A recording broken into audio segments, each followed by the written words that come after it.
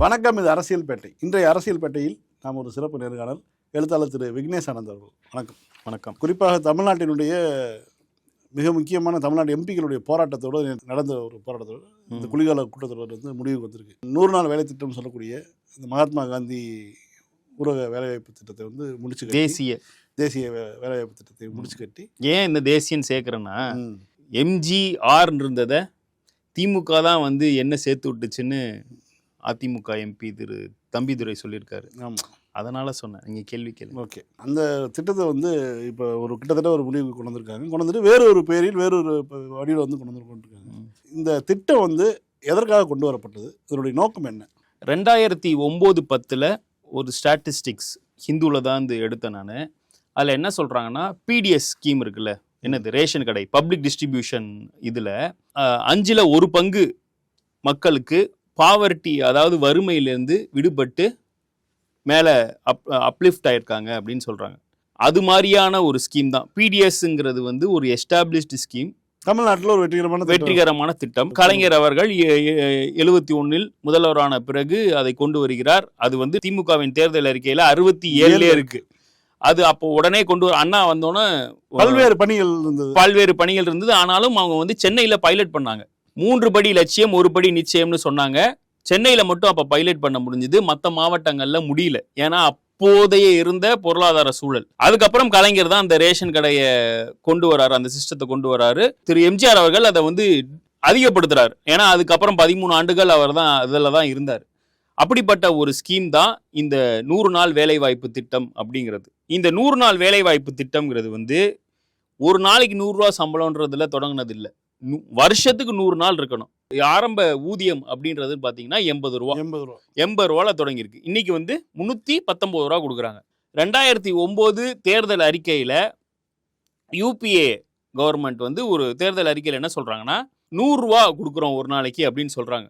ஆனா 2011 119 மாறுது. இப்போ ஏன் இந்த 319 வருதுன்றதுக்கான ரீசன் சொல்றேன். அன்னைக்கு 80ல் தொடங்கினது, இப்போ 319 ரூபா தராங்க.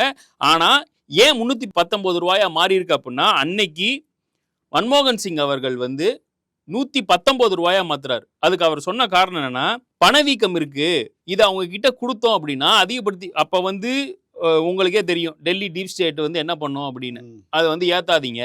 யார் ஆண்டாலும் டெல்லி டீப் ஸ்டேட் வந்து எப்பயுமே ரைட்டா திங்க் பண்ணக்கூடிய, ரைட்னா இந்த ரைட் சொல்லல, வலதுசாரித்தனமாக சிந்திக்கக்கூடியவர்கள். அவர் வந்துட்டு இதெல்லாம் வேண்டாம் அப்படின்னு சொன்னப்ப, இல்ல இது வேணும், பணவீக்கத்தை குறைக்க வேண்டும் என்றால் பணம் அவங்களுக்கு போகும். உங்களுக்கு இன்னும் ஒரு உதாரணம் சொல்லணும்னா, நேர்முக வரி மறைமுக வரின்னு அண்ணா சொன்னது இருக்கும். இப்போ நீங்கள்லாம் வந்து கம்பெனியில் வேலை செய்கிறீங்க, உங்களுக்கு வரி எவ்வளோ பிடிக்கிறாங்கன்றது உங்களுக்கு தெரியும். மறைமுக வரின்றது நீங்கள் வாங்குற பொருளில் ஒரு வரியை பிடுங்குவாங்க இல்லையா?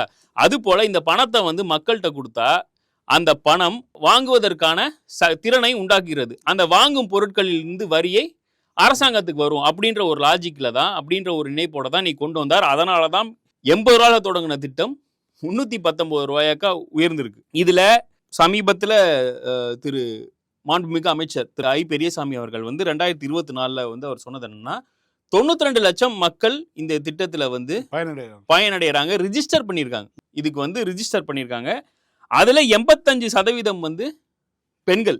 இப்படியாக இந்த திட்டம் தொடங்குச்சு. இப்போ வந்து 319 ரூபாய்க்கா இருக்கு. இதுல வந்து 100 நாள் வேலை திட்டம்னு நம்ம திட்டத்தின் பெயர் நம்ம வந்து சொன்னாலும், சராசரியாக தேசிய சராசரியாக 50 நாட்கள் தான் கொடுக்க முடியுது. அதில் மிக அதிகபட்சமாக தமிழ்நாடும் ஆந்திர பிரதேசம் தான் அதிகமாக வந்து 50, 56 அப்படின்றதுக்கு ரீச் ஆகுறாங்க. இதுக்கு மிக முக்கிய காரணம், பாஜக ஆட்சிக்கு வந்ததுலேருந்து, பாஜக ஒன்றிய அரசு ஆன பிறகு இந்த திட்டத்துக்கு மாநிலங்களுக்கு விடுவிக்க வேண்டிய தொகையை சரியான நேரத்தில் விடுவிப்பதில்லை. இதுதான் மிக முக்கிய காரணம். புதுசாக வந்திருக்கக்கூடிய இந்த திட்டம் இருக்கு இல்லையா, இப்போ 2 பேர் சொல்றாங்க இல்லையா, அந்த ராம்லாம் சேர்த்துருக்காங்க. அவர் அந்த ராமச்சந்திரனா தெரியல, என்னன்னு தெரியல.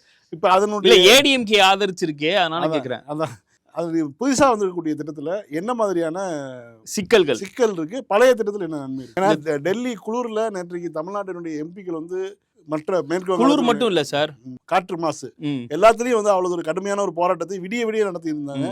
அப்படியே ஒரு போராடக்கூடிய சூழலை ஏற்படுத்தக்கூடிய இந்த இதில் வந்து என்னென்ன புதிய மாற்றங்களும் பழைய இதில் என்ன நன்மைகளும் இருக்குது? இல்லை, இது ஒரே நாளில் அவங்க திங்க் பண்ணி கொண்டு வந்தது இல்லை. நான் சில டேட்டா இருக்குனால பார்த்தே படிக்கிறேன். 2013-2014 யூபி அரசாங்கத்தின் கடைசி நிதியாண்டு அப்போ இதுக்கு ஒதுக்கிய தொகைங்கிறது வந்து 39,000 கோடி. எவ்வளோ? 39,000 கோடி. இதே 2014 to 15 மோடி அரசு வந்தோடனே இதுக்கு ஒதுக்கிய தொகைன்னு பார்த்தீங்கன்னா 24,000 கோடி.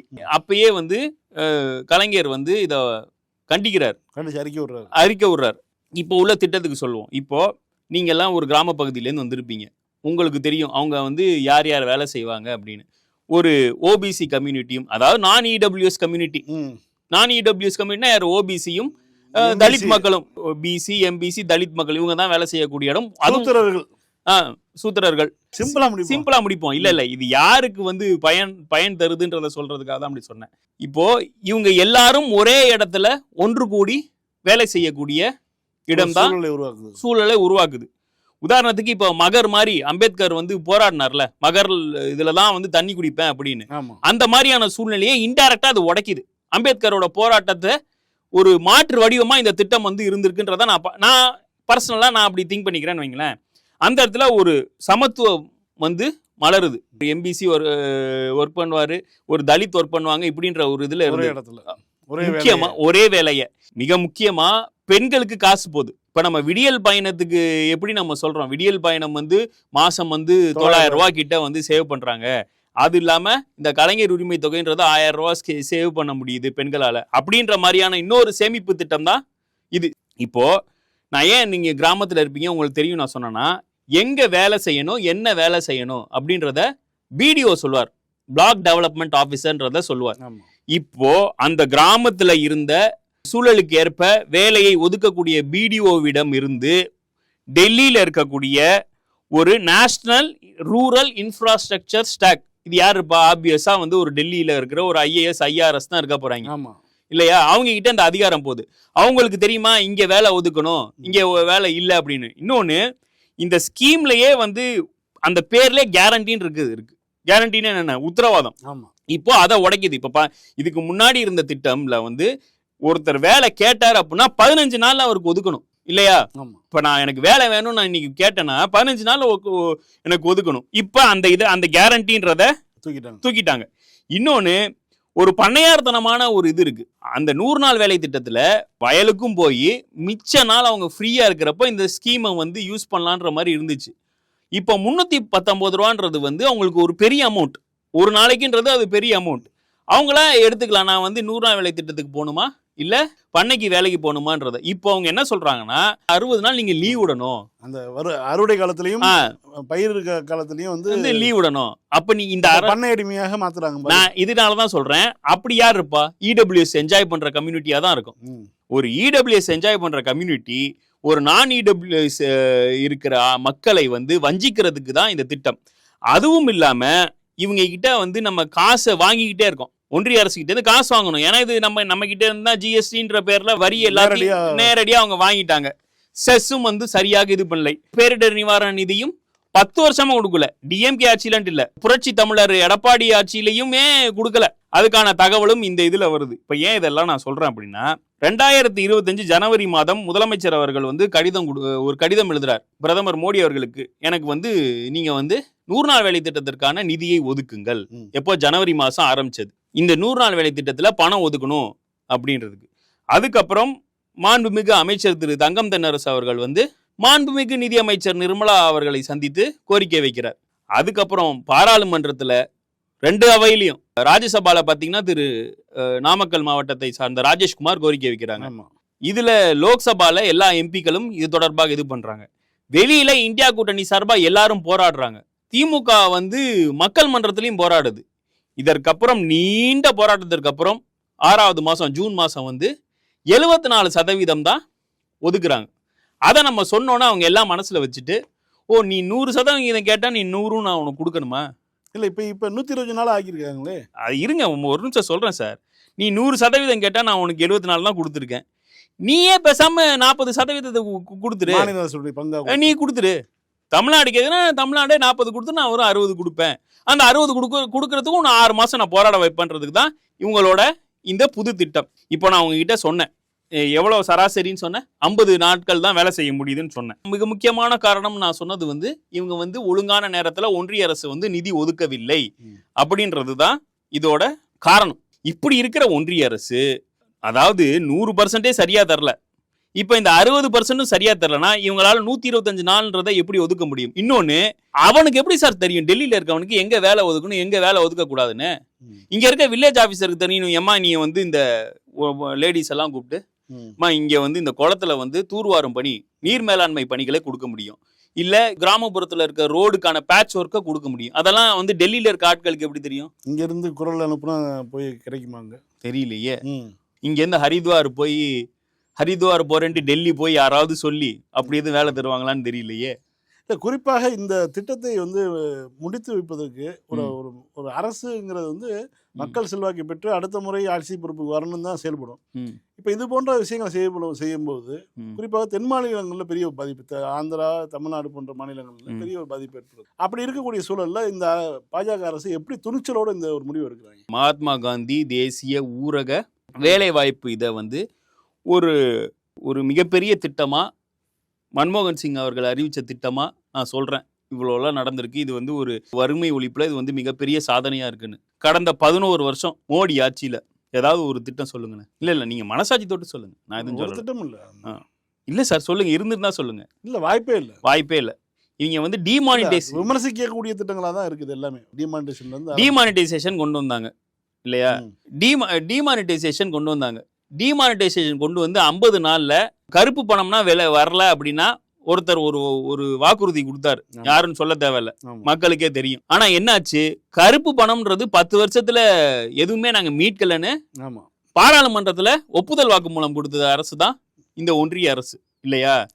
அது இல்லாம 3 வேளாண் சட்டம்னு கொண்டு வந்தாங்க. அந்த 3 வேளாண் சட்டத்தை இங்க இருக்கிற ஒரு விவசாயியும் ஆதரிச்சாரு. யாரு?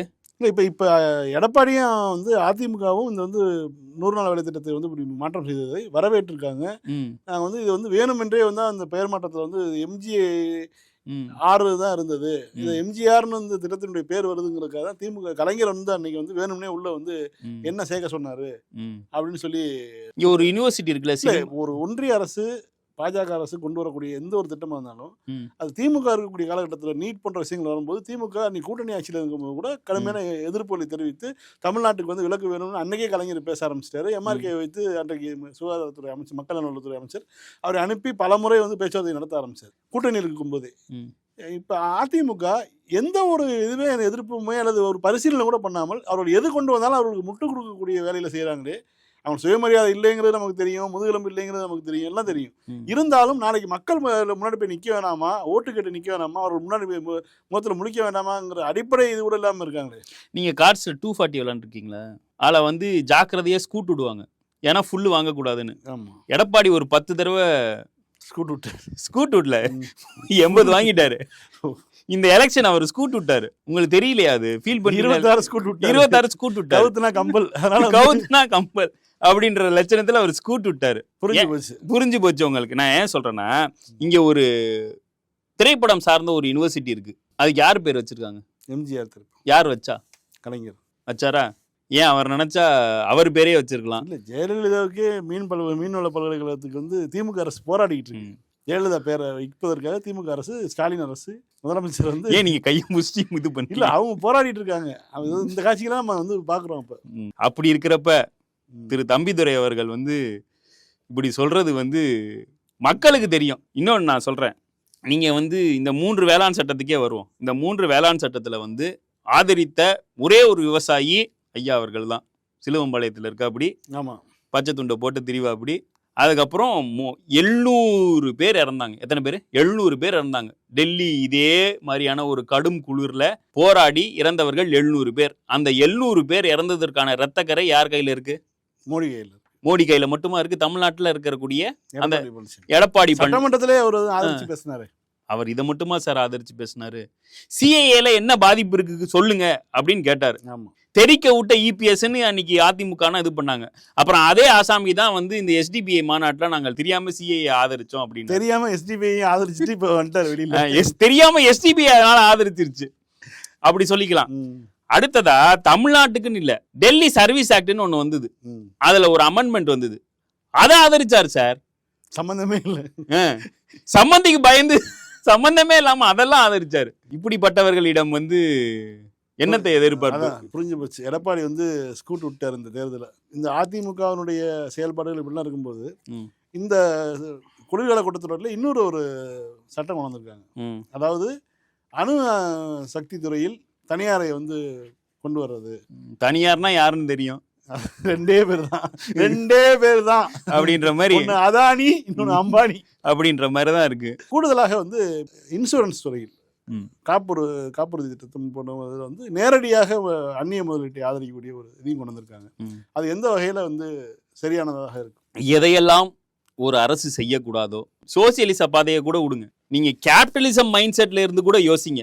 கேபிட்டலிஸ்ட் கண்ட்ரிலேயே வந்து இதெல்லாம் செய்யக்கூடாது, இது மக்கள் விரோதம்னு நினைக்கிறத கூட இந்த ஒன்றிய பாஜக அரசு கூச்சப்படாம அதானிக்கும் அம்பானிக்கும் எதுவும் கேடு இல்லை, அவங்களுக்கு வந்து இது ஒரு பயன் தரும் அப்படின்னா அவங்க இது செய்ய தான் போறாங்க. ஒன்றும் இல்லை சார், எல்லா இடத்துலையும் மோனோபோலி சார்.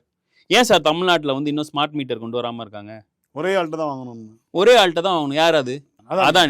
அதானி கிட்ட வாங்கணும். அதானி கிட்ட நம்ம ஸ்மார்ட் மீட்டர் கொடுக்குறோம். நிறைய கம்ப்ளைண்ட்ஸ் வருது மற்ற மாநிலங்கள்ல அதானி கிட்ட மாட்டினதுல. மீட்டர் ரீடிங்ஸ் முன்னாடி இருந்தது வேற மாதிரி இருக்கு, ஸ்மார்ட் மீட்டர் வந்ததுக்கப்புறம் அதிகமாக காட்டுகிறதுன்னு. அதனாலதான் இந்த அரசு, தமிழ்நாடு அரசு 2 தடவை பிட் பண்ணி 2 தடவையும் கேன்சல் பண்ணி விட்டாங்க. இதையெல்லாம் வெளிக்கொண்டு வர வேண்டிய ஊழல் ஒழிப்பு கும்பல் யாருன்னு உங்களுக்கு தெரியும். அவங்க வந்து அமைதியா இருக்காங்க. குளோபலைசேஷனுக்கு அப்புறம் ஃபுல் அண்ட் ஃபுல் வந்து ஒரு அரசே முழுவதும் நடத்தக்கூடிய எந்த ஒரு கார்பரேஷனும் இருக்காது. பப்ளிக் பிரைவேட் பார்ட்னர்ஷிப்ல தான் ரன் ஆகும்.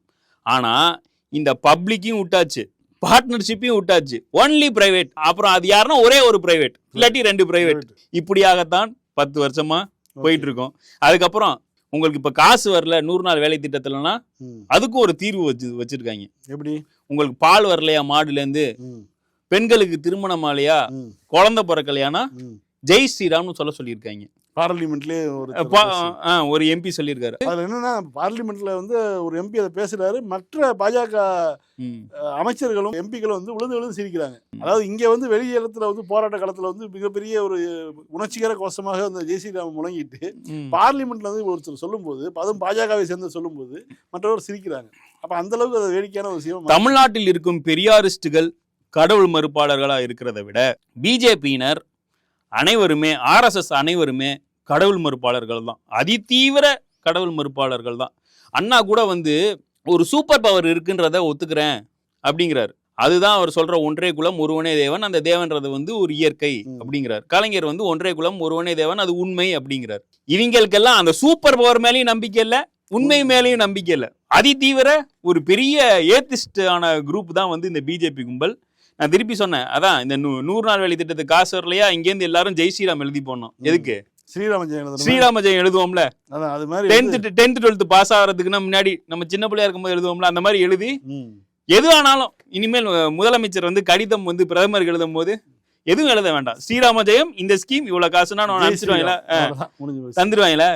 தரமாட்டானு. இப்போ இந்த மாதிரியான ஒரு சூழ்நிலையில் எடப்பாடி வந்து ஒரு எதிர்கட்சியாக செயல்படலை, எடப்பாடி இந்த தேர்தலை வந்து வெற்றி பெறுவோங்கிற நோக்கத்தோட ஒரு அணுகலை. அப்படியான சூழலில் ஒருத்தர் வந்து பேசிகிட்டு இருக்கார். குறிப்பாக என்னென்னா நடிகர் விஜய். அவர் நேற்று ஈரோட்டு கூட்டத்தில் பேசிய பேச்சுக்கள் வந்து இதாக இருக்குது. அவர் என்னன்னா, அவர் கம்ப்ளைண்ட் பண்ணுறாரு, என்னை வந்து ட்ரோல் பண்ணுறாங்க, என்னை பார்த்தா அப்படி தெரியுதா, நான் வந்து ட்ரோலர் மாதிரி, என்னை ட்ரோல் பண்ணுற மாதிரி தெரியுதா, நான் ஒரு ஹீரோ இல்லையா, அந்த லெவலுக்கு வந்து அவர் வந்து பேசியிருக்காரு. என்ன அப்படி நடக்குது சமூக வலைத்தளங்களில்? என்ன அப்படி ட்ரோல் பண்ணுறாங்க சார்? சமூக வலைத்தளத்தில் அவங்க கட்சி ஆதரவாளர்களே, நீ 10 நிமிஷம்னா பேசக்கூடாதுண்ணா, நிறைய நேரம் பேசணும்னா அவங்க தான் சொல்கிறாங்க. அதுக்கு தான் அவர் பதிலடியாக சொல்கிறாரு. அந்த ஸ்க்ரீன்ஷாட் கூட சுற்றுது. நீ வழக்கமாக 10 நிமிஷம் பேசுகிற இடத்துலையே 10 அந்த மாதிரி பேசுறாத, 45 நிமிஷம் பேசணும். அவரை இவங்க ட்ரோல் பண்ணுறாங்க, இவர் அவங்கள ட்ரோல் பண்ணுறாரு. கீழே இறங்கி வந்தால் நான் தருவேங்கிறாரு. பெரியார் தாசன் ஒருத்தர் இருந்தார் இல்லையா, அவர் வந்து என்னென்னா மேடை பேச்சில் இன்டர்வெல்லாம் விடுவார். 5.5 மணி நேரம் 6 மணி நேரம் பேசுவார். இடையில டீ சாப்பிட்டு வாங்க எல்லாரும், நானும் போய் ஒரு தம்ம போட்டு வரேன் போயிடுவாரு. அது மாதிரி வந்து பேசணும்னு எதிர்பார்க்குறாங்க போல. 2.5 மணி நேரம் உன்னை தேட்டரில் பார்க்குறோம், நீ வேற இது கடைசி படம்னு சொல்லிவிட்ட அப்படின்றப்ப நீ 10 நிமிஷம்னா ஓகே, அது ஒரு சரி, அவங்க தொண்டர்கள் எதிர்பார்க்குறாங்க. சரி, இவர் திமுகவை வந்து நான் வந்து ஜெயலலிதா ஒரு பேரை சொன்னாங்க அப்படின்னு சொல்லி ஒரு பேரை வந்து ஆரம்பிச்சிருக்காரு. அதாவது தீய சக்தி திமுக அப்படிங்கிற ஒரு இது வந்து ஜெயலலிதாவுடைய டேர்மை வந்து நான் எடுத்து பேசுகிறேன் அப்படின்னு சொல்லி அது வந்து மீண்டும் மீண்டும் ஒரு வெறித்தனமான ஒரு ஏன்னா ஒரு சைக்காட்டிக் பிஹேவியரோட வந்து பேசியிருந்தார் நேற்றைக்கு. அவன் நான் பார்க்குற நமக்கே வந்து என்ன நல்ல மனநிலையில் இருக்காரா இல்லையாங்கிற மாதிரி ஒரு அச்சம் இருந்தது. அதில் என்ன காரணம் அது? இல்லை நீங்கள் தான் பதில் சொல்லிட்டீங்கன்னா நான் சொல்கிறது அவருக்கு வந்து சைக்காட்டிக் பிஹேவியராக இருக்குது அப்படின்னு. இல்லை அது திமுக மேலே தான் வருதா? எனக்கு அரசியல் எதிரி மேலே வரக்கூடிய கோபம் வந்து கொள்கை எதிரி மேலேயும் வரணுமா இல்லையா? அவர் எல்லாரும் சின்ன மோடியாக பார்க்குறாங்க. சின்ன மோடினா புரியுதா? பெரிய மோடி வந்து 11 வருஷத்துல ஒரு பிரஸ் மீட்டும் கொடுக்கல. சின்ன மோடி ஐயாவும் ஒரு பிரஸ் மீட்டும் கொடுக்கறது இல்லை. இன்னொன்று நம்மளுடைய முதலமைச்சர் அவர்கள் வந்து அந்த இளைஞரணி சந்திப்புல வந்து என்ன சொன்னார்னா, தமிழ்நாட்டு மக்களின் கேரக்டரே புரிஞ்சுக்க மாட்டேங்கிறீங்களே, எங்களை ஆதிக்கம் செலுக்க வந்தா அடிச்சு ஓட விடுவோம் அப்படின்னாரு. அவர் தான் உண்மையிலேயே ஹீரோ மாதிரி பேசுறாரு. யாருக்கு எதிரா? கொள்கை எதிரிக்கு எதிரா. அவன் கொள்கைக்கு எதிரிக்கு எதிரா இங்க ஒருத்தர் பேசினா நீங்க ஏன் சார் டென்ஷன் ஆகுறீங்க? இல்லை இது மட்டும் கிடையாது. திருப்பவன்ற விவகாரமாக இருக்கட்டும், பாஜகவுக்கு எதிரான பல்வேறு பிரச்சனைகளில் ஒரு கள்ள மௌனம் வந்து நடிகர் விஜய் வந்து காக்குறாருன்னு சொல்ல முடியுமா? ஏன்னா பாஜகவை பற்றியான விமர்சனமோ எதுவுமே இல்லாமல் வெறும் திமுக எதிர்ப்பை மட்டுமே வைத்து மக்களுடைய வந்து செல்வாக்கையோ அல்லது வாக்குகளையோ பெற முடியறதுக்கான வாய்ப்பு இருக்குது. யாரோட வாக்கு பெற முடியும்? இல்லை மக்கள்கிட்ட தான். அதான் மக்கள்கிட்ட யாரோட? இப்போ ஒன்றும் இல்லை, இப்போ திமுக கூட்டணி 45% ஓட்டு வாங்கியிருக்கு. திமுக பேசக்கூடிய சமூக நீதியை பிடிக்காதவர்கள் தான் ஆன்டி டிஎம்கேவா இருக்கும். அப்படின்றப்ப எல்லோருக்கும் எல்லாம்னு இன்னைக்கு திமுக தலைவரும் முதலமைச்சரும் பேசக்கூடிய அந்த ஒரு பொதுமை விஷயத்தை வந்து அந்த ஒரு கான்செப்டுக்கு எதிராக எப்பயுமே தமிழ்நாட்டில் ஒரு ஓட் பேங்க் இருக்கும்.